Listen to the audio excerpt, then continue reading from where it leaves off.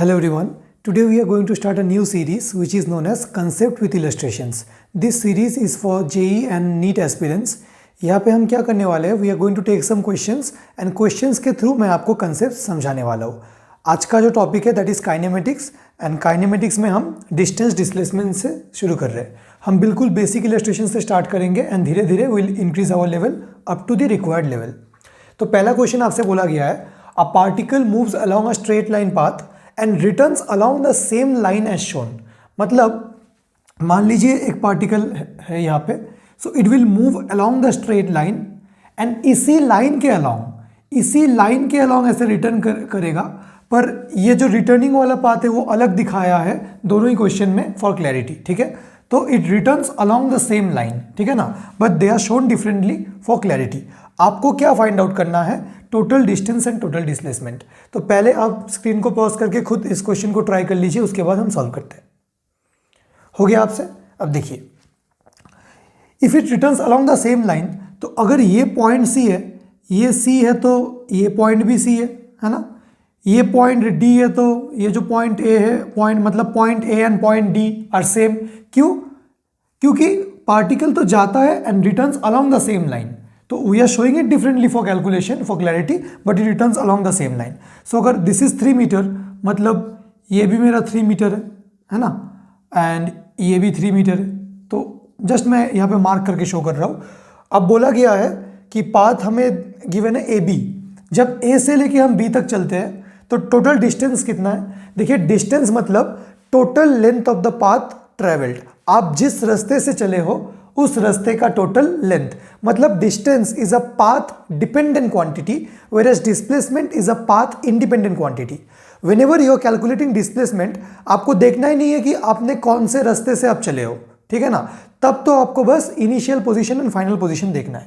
Okay, so A B, ए से लेके B तक 3 + 3 डिस्टेंस तो मेरा आ गया 6 मीटर.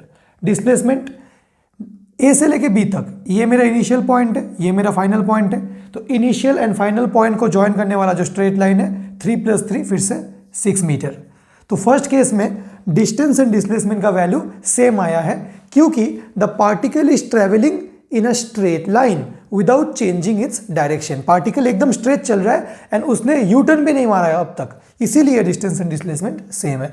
ओके, अब ए बी सी, मतलब ए बी और फिर वापस आया सी तक, तो कितना हुआ?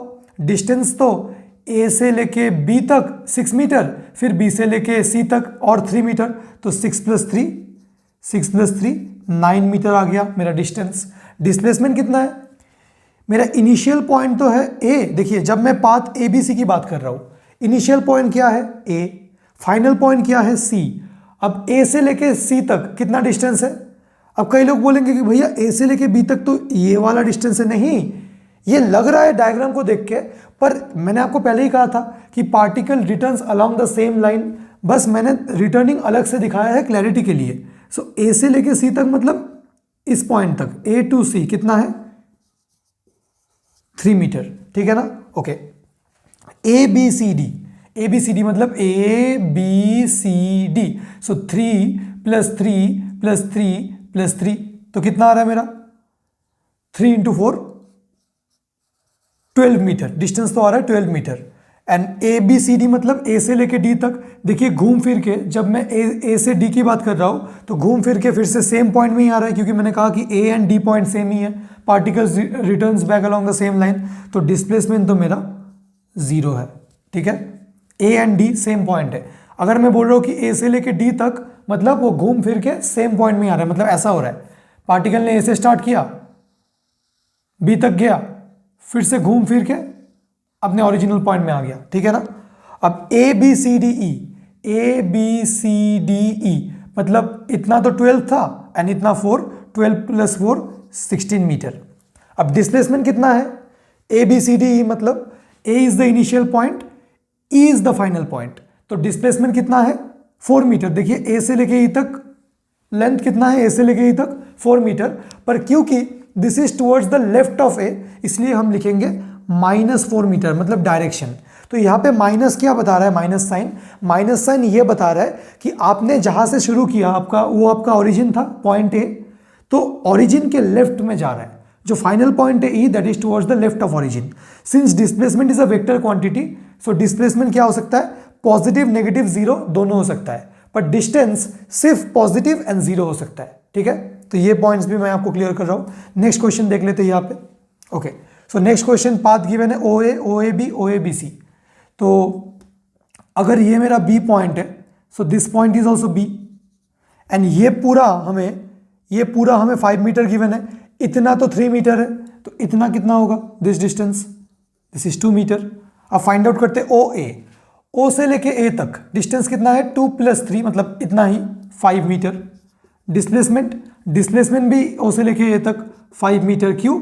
बिकॉज पार्टिकल स्ट्रेच जा रहा है, ओ से लेके ए तक पार्टिकल स्ट्रेच जा रहा है बिना डायरेक्शन चेंज किए, बिना यू टर्न लिए, इसलिए डिस्टेंस एंड डिस्प्लेसमेंट सेम आ रहा है। Okay, O A B, O A B, अब खुद बताइए कितना है, ओ से लेके ए तक तो 5 मीटर है, फिर ए से लेके बी तक और 3 मीटर, सो डिस्टेंस कितना आ रहा है मेरा, 8 मीटर। ठीक है, आप आंसर मैच करते हुए चलिए। ओके, डिस्प्लेसमेंट कितना है मेरा, ओ से ओ ए बी मतलब O is the initial point, B is the final point, so initial point and final point के बीच का डिस्टेंस कितना है, 2 मीटर, क्योंकि displacement means the shortest distance from the initial to the final position, या फिर change in position.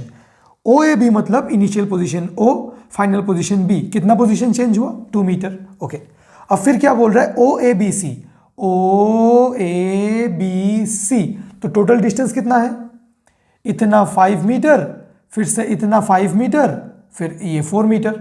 O A B सी देखिए, यहां से यहां 5 मीटर, यहां से यहां फिर 5 मीटर, यहां से यहां, तो टोटल 14 मीटर। ठीक है, डिस्प्लेसमेंट ओ ए बी सी मतलब ओ मेरा इनिशियल पॉइंट है एंड सी मेरा फाइनल पॉइंट है। ठीक है, so O is the initial point, C is the final point, and O and C के बीच का डिस्टेंस कितना है, -4। माइनस फिर से क्यों, क्योंकि ओ मेरा स्टार्टिंग पॉइंट था, मतलब O is the origin and I am moving towards the left of origin. अगर मुझे सी पॉइंट तक जाना है तो मुझे लेफ्ट ऑफ ओरिजिन में जाना पड़ेगा, तो दिस इज -4 मीटर। तो इन दोनों इलस्ट्रेशन से मैं आपको कुछ कुछ पॉइंट्स समझाना चाह रहा हूं कि डिस्टेंस एंड डिस्प्लेसमेंट के बीच का रिलेशन क्या है। देखिए, either distance and displacement equal होगा, either distance and displacement equal होगा, या फिर डिस्टेंस हमेशा डिस्प्लेसमेंट से ग्रेटर होगा। तो अगर आपसे पूछा जाए, मैं इस इलस्ट्रेशन को मिटा रहा हूं, बस इससे ही हम कंक्लूजन ड्रॉ करेंगे, दोनों सेम टाइप के हैं, मेरे पास स्पेस नहीं है इसलिए मुझे थोड़ा सा मिटाना पड़ेगा। आप 1 मिनट रुक जाइए। ओके, मैं इसको थोड़ा सा मिटा रहा हूं, आप पहले नोट डाउन कर लीजिए इन दोनों को। मैं इसको मिटा रहा हूं, मुझे कुछ कंक्लूजन ड्रॉ करना है अभी।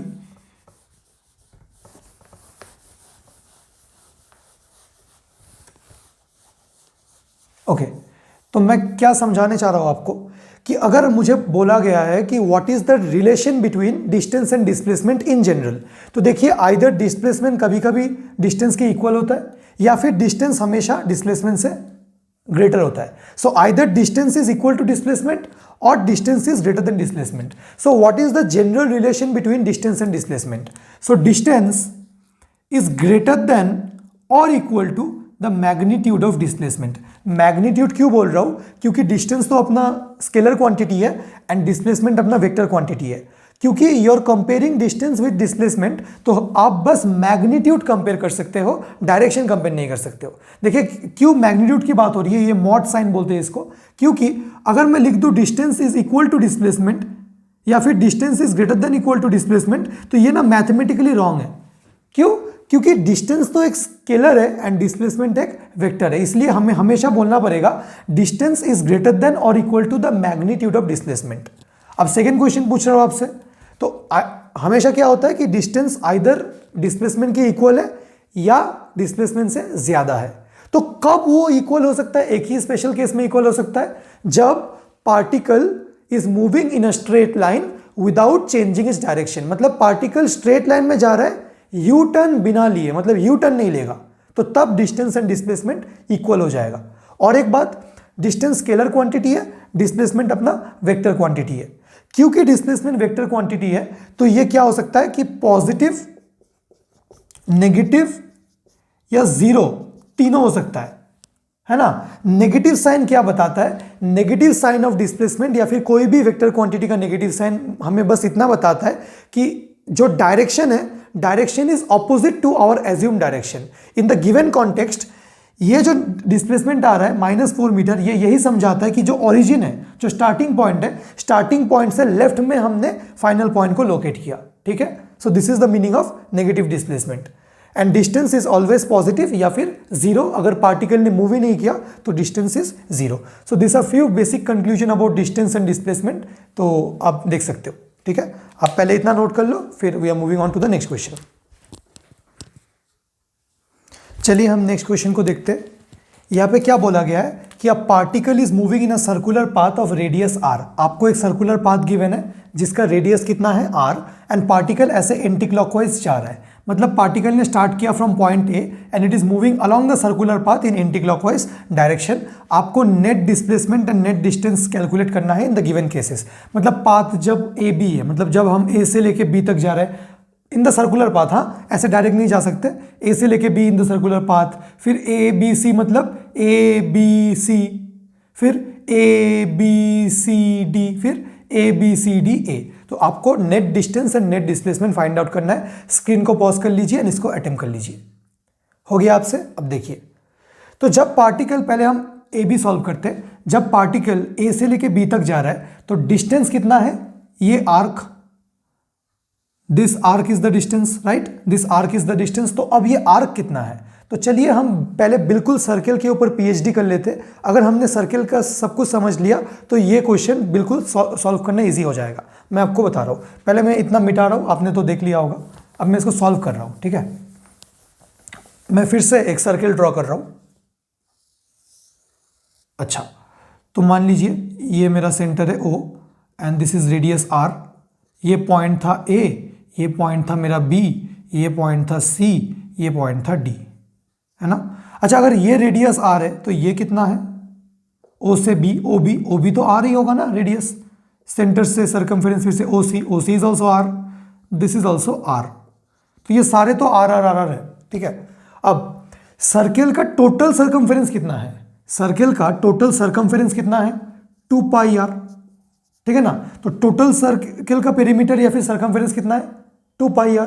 अगर मैं आपसे बोलूं कि सेमी सर्कल का सर्कमफेरेंस कितना होगा, आप बोलेंगे भैया अगर टोटल सर्कल का 2 पाई R है तो सेमी सर्कल का पाई R होगा। अगर मैं आपसे बोलूं अगर सेमी सर्कल का पाई R है तो क्वार्टर सर्कल का कितना होगा, ये जो आर्क है मेरा क्वार्टर सर्कल का, आप बोलेंगे कि पाई R/2 होगा। अगर कंप्लीट सर्कल का 2 पाई R है तो हाफ सर्कल या फिर सेमी सर्कल का कितना होगा, पाई R, एंड क्वार्टर सर्कल का सर्कमफेरेंस कितना होगा, पाई R/2। मतलब ये जो हर एक क्वार्टर सर्कल है, क्या मैं बोल सकता हूं कि a circle is basically 4 quarter circles. एक कंप्लीट सर्कल मतलब 4 क्वार्टर सर्कल्स। ये जो मेरा आर्क AB है, arc AB, this one arc AB, ये कितना है, पाई R/2। आर्क BC कितना है, फिर से पाई R/2।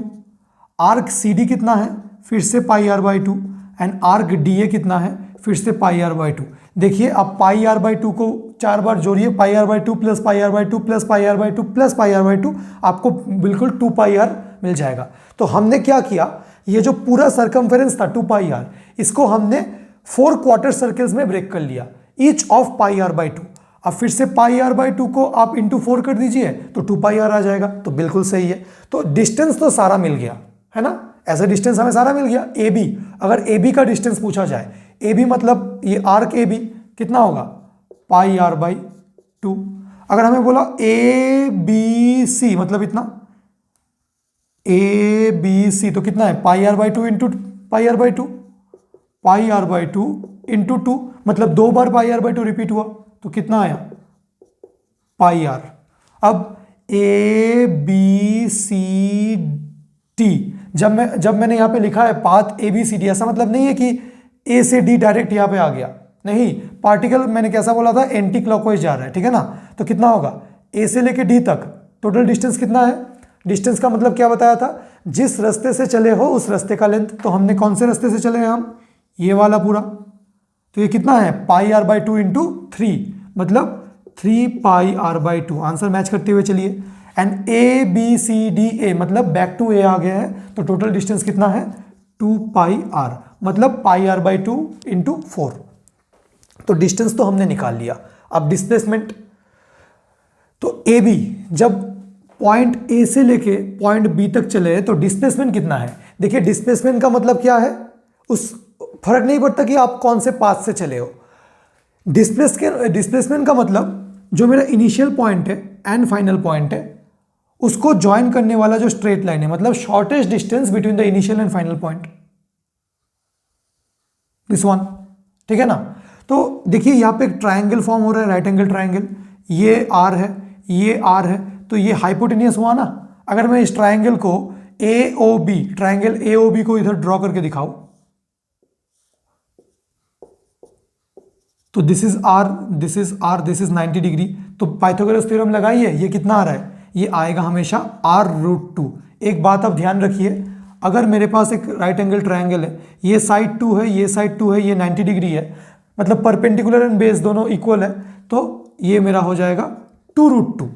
अगर साइड मान लीजिए 5 एंड 5 है तो ये साइड कितना हो जाएगा 5√2। बेसिकली अगर ये दो साइड्स इक्वल है, मान लीजिए ये साइड x है एंड ये साइड x है, तो हाइपोटेनियस का आंसर डायरेक्ट कितना आ जाएगा x इंटू √2। ठीक है, ये याद रख लीजिए, ये r मतलब ये r√2। तो देखिए ये डिस्प्लेसमेंट हमें मिल गया कितना r√2। अब नेक्स्ट तो ये लिख लेते हैं हम r√2। तो आपको नहीं लगता कि ये सारे r√2 होंगे, मतलब BC is also r√2, CD is also r√2, ये भी मेरा r√2 है। क्यों, ये r तो ये √2r, ये r तो ये √2r, ये भी √2r, ये भी √2r।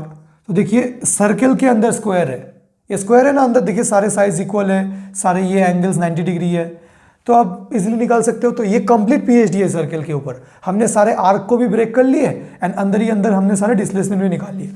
अब A to B मतलब A to B तो √2r या r√2। अब ABC मतलब A से लेके C तक, A को C से ज्वाइन करेंगे यूजिंग अ स्ट्रेट लाइन, तो कितना आ रहा है r plus r 2r, and उसी स्ट्रेट लाइन का लेंथ को डिस्प्लेसमेंट बोलेंगे। ABCD मतलब A से लेके D तक एक स्ट्रेट लाइन से ड्रॉ करेंगे तो कितना आएगा √2 इंटू r, ठीक है। एंड ABCDA मतलब घूम फिर के अगर हम A में आ गए तो there will be no change in position, क्योंकि आप फिर से अपनी इनिशियल पोजीशन में आ गए हो, तो इसलिए डिस्प्लेसमेंट हो जाएगा 0।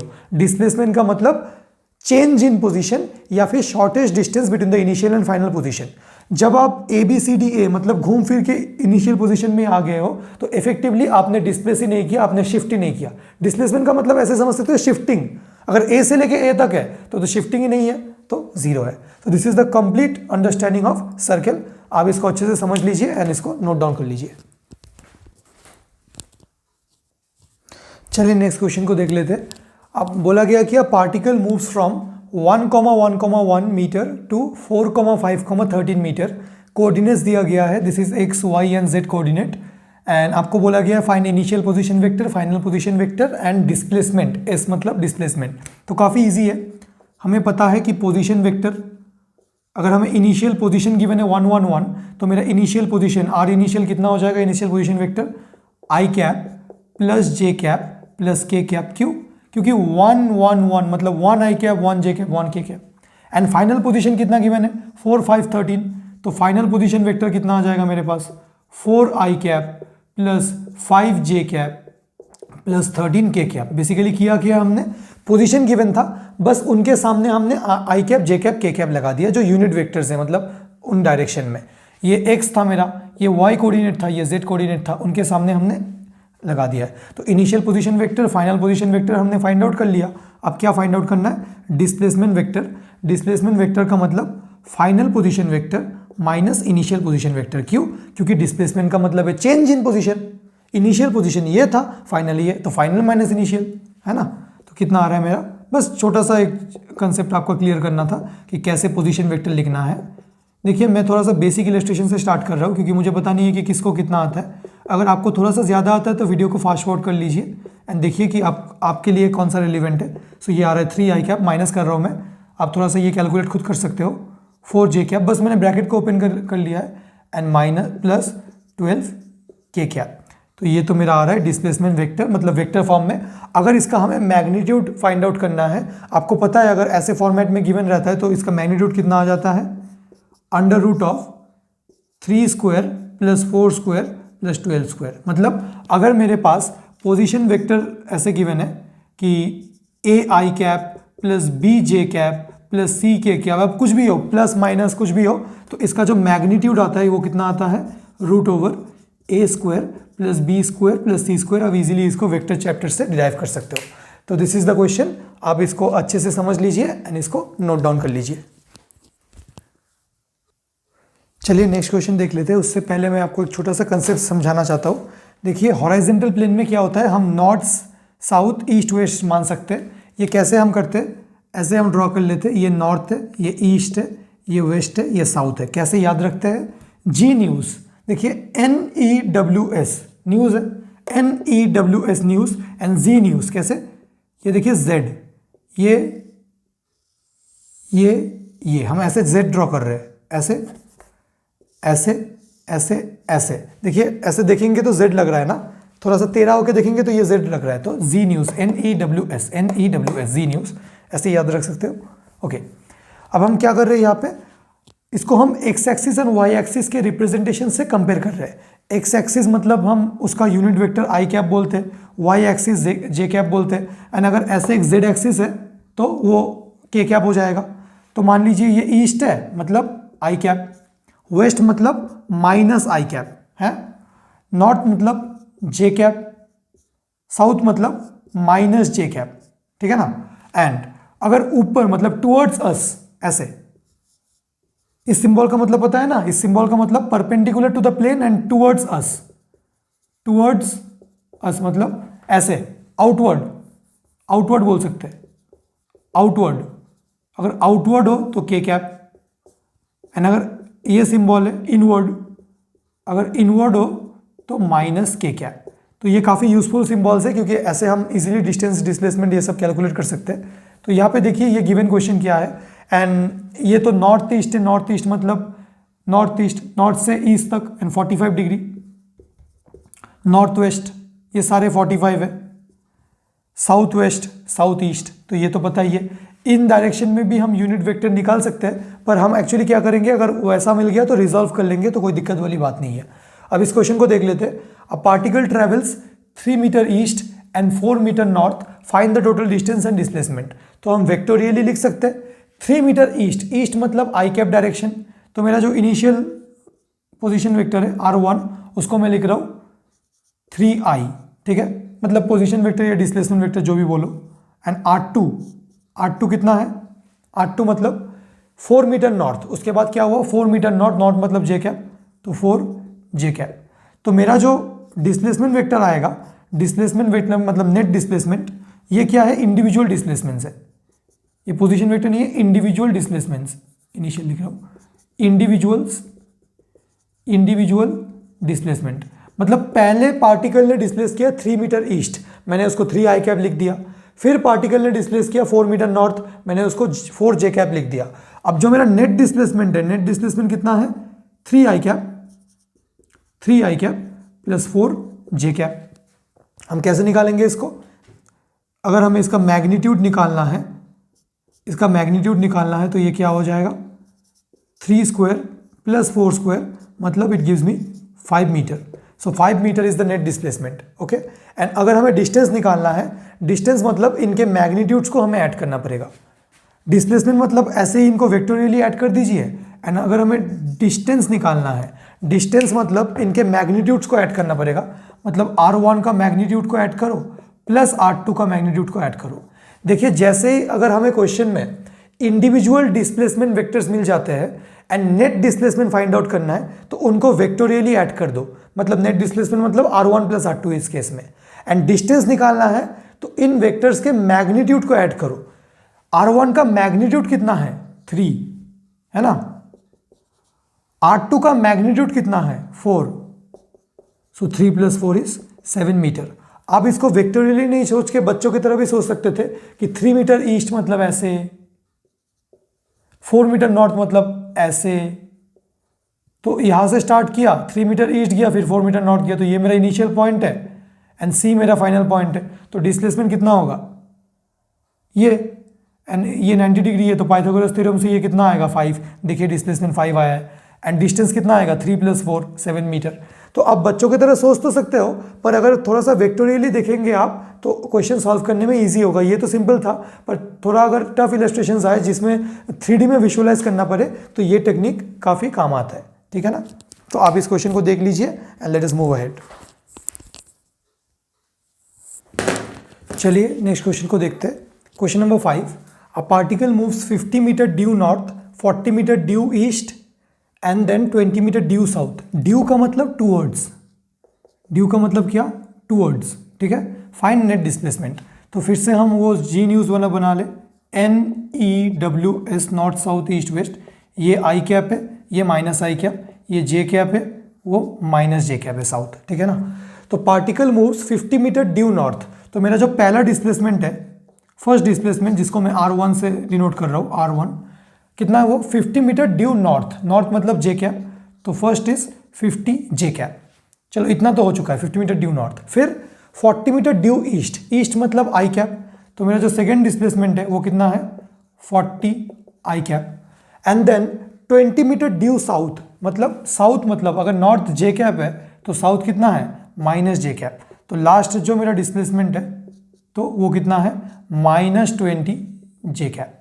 Actually 20 into minus J cap, तो वो माइनस सामने आ रहा है। तो देखिए ये तीनों डिस्प्लेसमेंट हमने वेक्टर फॉर्म में हमने लिख लिया है। अब जो नेट डिस्प्लेसमेंट होगा वो क्या होगा, ये इंडिविजुअल डिस्प्लेसमेंट्स का सम होगा। हर एक वेक्टर में ऐसा ही होता है। अगर आपको नेट फोर्स फाइंड आउट करना है तो इंडिविजुअल फोर्सेस का वेक्टर सम होगा, जो सिंपल सम नहीं, वेक्टर सम। तो ये कितना आ रहा है 50 जे कैप प्लस 40 आई कैप माइनस 20 जे कैप, मतलब 30 जे कैप प्लस 40 आई कैप। ये तो वेक्टर फॉर्म में आ रहा है एंड मैग्नीट्यूड आप इजीली निकाल सकते हो। ओके, तो आपने नेट डिस्प्लेसमेंट को वेक्टर फॉर्म में लिख लिया। चलिए क्वेश्चन नंबर 6 देख लेते हैं। A particle moves 30 metre due north, फिर से 30 मीटर ड्यू नॉर्थ मतलब मैं यहाँ पे सॉल्व कर रहा हूँ। 30 मीटर ड्यू नॉर्थ मतलब ऐसे 30 जे cap and then 20 metre due east, 20 metre due east मतलब जो सेकेंड डिस्प्लेसमेंट है वो 20 i cap and finally 20√2 metre due south west. South west मतलब वेस्ट से साउथ की तरफ, साउथ वेस्ट मतलब वेस्ट से साउथ की तरफ। अब इसको कैसे लिखे भैया, ये तो कोई अलग ही डायरेक्शन है। आपने तो आई कैप जे कैप वाला तो बता दिया था, अब ये तो कुछ ऐसे होगा ऐसे होगा, इसको तो प्लॉट करके बताओ। तो देखिए इसको प्लॉट करते हैं यहाँ पे।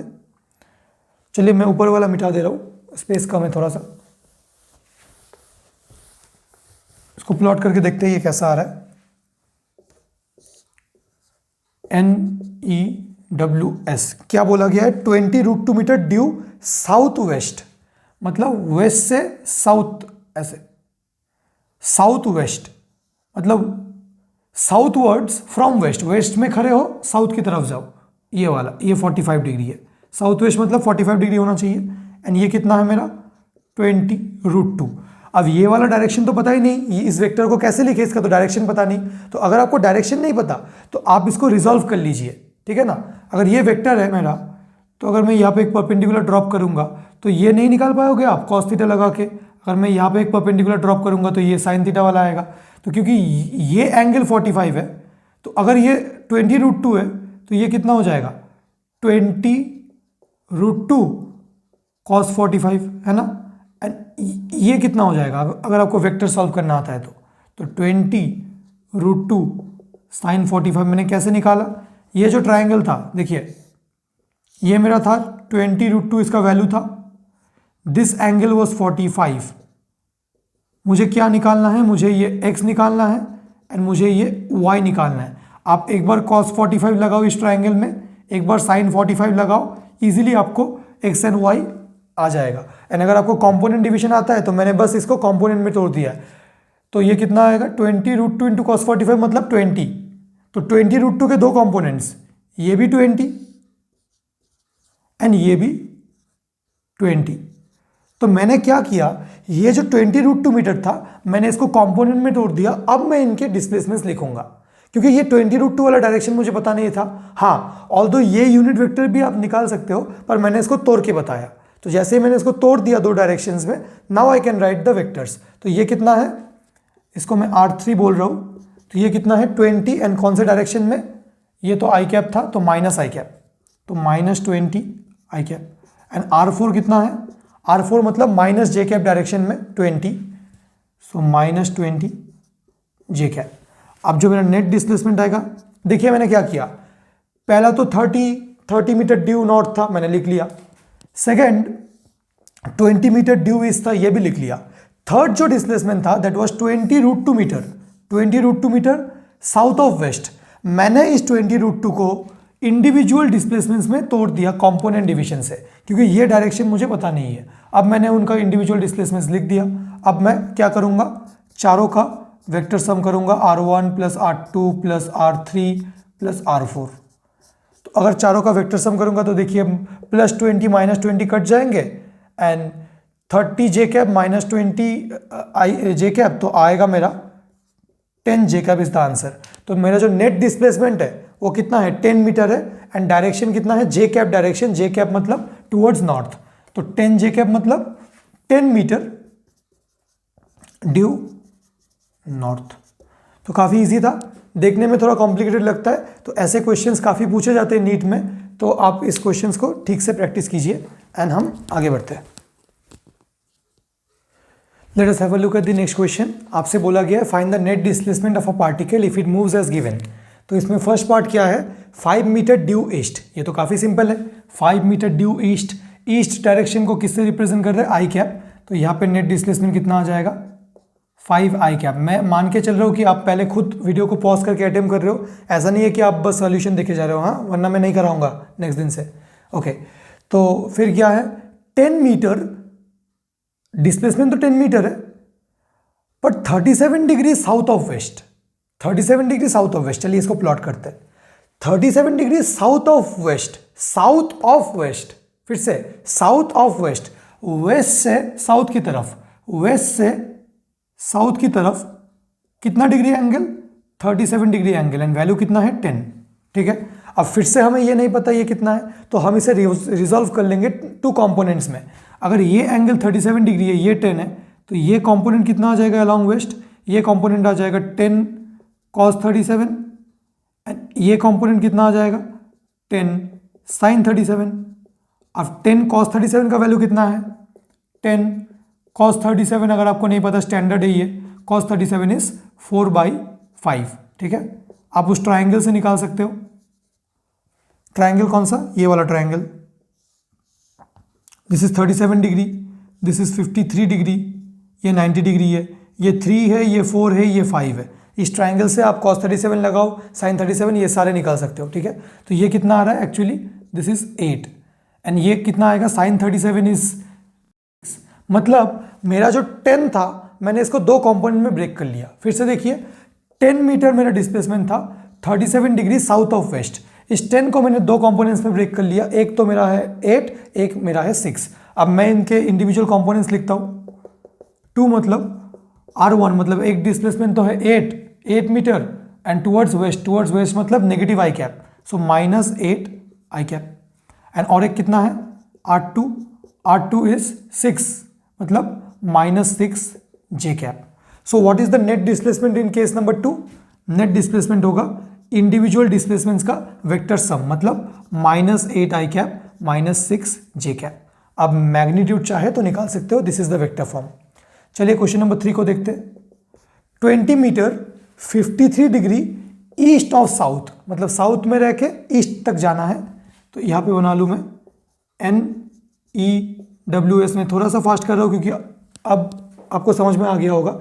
53 degree east of south, 53 degree east of south मतलब साउथ में हो, ईस्ट में जाना है। देखिए वेस्ट में थे, साउथ में जाना है। अब 53 degree east of south, south में हो ईस्ट में जाना है, साउथ में हो ईस्ट में जाना है। कितना एंगल से 53 डिग्री, साउथ में हो टुवर्ड्स ईस्ट जाना है बाय 53 डिग्री, एंड डिस्प्लेसमेंट कितना गिवन था 20। तो इसके दो कंपोनेंट्स कर लूँ फिर से, क्योंकि वो तो कौन से डायरेक्शन में अब ये पता नहीं चल रहा है। तो दो कंपोनेंट्स कर लूँ, ये वाला आ जाएगा दिस इज 53, ये जिस साइड से एंगल होता है वो कॉस रहता है, तो ये आ जाएगा मेरा 20 cos 53 and this is 20 sin 53। ठीक है, अब वैल्यू फाइंड आउट करते हैं। 20 sin 53 मतलब 20 sin 53, sin 53 मतलब cos 37 मतलब 4/5। ठीक है ना, कंफ्यूज होने की कोई ज़रूरत नहीं है। ये आ रहा है मेरा 16, इसका वैल्यू आ रहा है 16, तो ऑब्वियसली ये 12 आएगा। फिर से चेक कर लेते हैं। 20 cos 53 है ना, cos 53 मतलब sin 37 3/5। जी हाँ, ये आ रहा है मेरा 12। तो ये जो डिस्प्लेसमेंट था कितना, 20 metre 53 degree east of south, south से हम ईस्ट गए, डिस्प्लेसमेंट कितना था 20 को हमने ब्रेक कर लिया इनटू टू कंपोनेंट्स। एक मेरा आ रहा है 12, एक मेरा आ रहा है 16। कितना, ये 16 ये 12। अब इसको वेक्टर फॉर्म में लिखते हैं R1। अब जिसको भी R1 मानो जिसको भी R2 मानो वो फर्क नहीं पड़ता। तो ये आ रहा है मेरा 16 i कैप जो ईस्ट की तरफ है, एंड ये तो R2 कितना है -12 j कैप। तो नेट डिस्प्लेसमेंट कितना है, नेट डिस्प्लेसमेंट है 16 i कैप -12 j कैप। मतलब दोनों को हमने वेक्टर सम किया, ये माइनस था तो ये माइनस आ गया। So this is the complete solution. अब आपको अगर मैग्नीट्यूड फाइंड करना है तो √16² + 12² कर दीजिए। अगर इस वाले केस में हमें नेट डिस्प्लेसमेंट का मैग्नीट्यूड फाइंड आउट करना था तो 8² + 6²। ठीक है ना, उसमें कोई दिक्कत वाली बात नहीं है। So this are all basic questions related to distance displacement. आप इसको अच्छे से समझ लीजिए एंड इसको नोट डाउन कर लीजिए। चलिए इस क्वेश्चन को देख लेते हैं। A monkey running in a garden moves 30 metre due north, okay, it then takes a 90 degree right turn and runs 40 metre. Finally it climbs up a tree of height 50 metre. देखिए 3D में question जा रहा है, and इस type के 3D questions के लिए vector method तो सबसे अच्छा है। Find the net displacement and distance. Okay, so सबसे पहला जो डिस्प्लेसमेंट वेक्टर है वो कितना है, it runs 30 metre due north, मतलब 30 मीटर टूवर्ड्स नॉर्थ, नॉर्थ मतलब जे कैप। सो मैं लिख लूंगा 30 जे कैप। ठीक है, it then takes a 90 degree right turn. सो ये तो जे कैप डायरेक्शन में जा रहा था, इसने क्या कर लिया, एक 90 degree right turn. 90 degree right turn मतलब टूवर्ड्स ईस्ट। तो मेरा जो सेकंड डिस्प्लेसमेंट वेक्टर आ जाएगा वो तो गया तो 40 मीटर एंड राइट टर्न लिया मतलब 40 आई cap. Finally it climbs up a tree of 50 metre, मतलब ऐसे पहले गया फिर ऐसे, अब ये 3D में मतलब आउटवर्ड ऐसे आ रहा है, मतलब ये ट्री में उठ गया, ट्री के ऊपर उठ गया ऑफ हाइट 50 मीटर, मतलब के कैप डायरेक्शन। देखिए हमने इस डायरेक्शन को के कैप माना है, मतलब ये पहले ऐसे गया मंकी, ऐसे ऐसे, अभी ऐसे आएगा। ठीक है ना, तो ये जो मेरा फाइनल डिस्प्लेसमेंट वेक्टर है उसको मैं लिख रहा हूँ 50 K cap, as simple as that. अब क्या है, फाइंड द नेट डिस्प्लेसमेंट। तो टोटल डिस्प्लेसमेंट कितना आ जाएगा, टोटल डिस्प्लेसमेंट आ जाएगा तीनों का वेक्टर सम, 30 जे कैप प्लस 40 आई कैप प्लस 50 के कैप। ये मेरा डिस्प्लेसमेंट है। अगर आपको इस डिस्प्लेसमेंट का वैल्यू फाइंड आउट करना है, मैग्नीट्यूड फाइंड आउट करना है, तो आंसर कितना आ जाएगा, 30² प्लस 40² प्लस 50²। अगर आपको डिस्टेंस फाइंड आउट करना है, नेट डिस्टेंस आपको बोला गया टोटल डिस्टेंस, तो टोटल डिस्टेंस क्या आ जाएगा, ये सारे वेक्टर्स का मैग्नीट्यूड का सम। देखिए डिस्प्लेसमेंट का मतलब है, टोटल डिस्प्लेसमेंट का मतलब है इंडिविजुअल डिस्प्लेसमेंट्स के वेक्टर सम। टोटल डिस्टेंस का मतलब है इंडिविजुअल डिस्प्लेसमेंट का वेक्टर सम मतलब सॉरी, इंडिविजुअल डिस्प्लेसमेंट का मैग्नीट्यूड का सम। तो मैग्नीट्यूड कितना है 30, बस मैग्नीट्यूड से काम होता है डिस्टेंस में। ये कितना है 40, मैग्नीट्यूड कितना है 50, तो 50 + 40 90 + 30 120 मीटर। अगर मुझे डिस्प्लेसमेंट फाइंड आउट करना है तो सारे इंडिविजुअल डिस्प्लेसमेंट वेक्टर का वेक्टर सम। अगर मुझे डिस्टेंस फाइंड आउट करना है तो सारे इंडिविजुअल वेक्टर्स का मैग्नीट्यूड का सम। ठीक है, so this are the basic questions. आज का लेक्चर हम यहीं पे वाइंड अप करते हैं। तो आपने कुछ बेसिक क्वेश्चंस देखा है डिस्टेंस एंड डिस्प्लेसमेंट में। In the next lecture I am going to bring more such questions and थोड़े से डिफरेंट वैरायटी के, थोड़े से एग्जाम में आने लायक। Although this are also very important questions.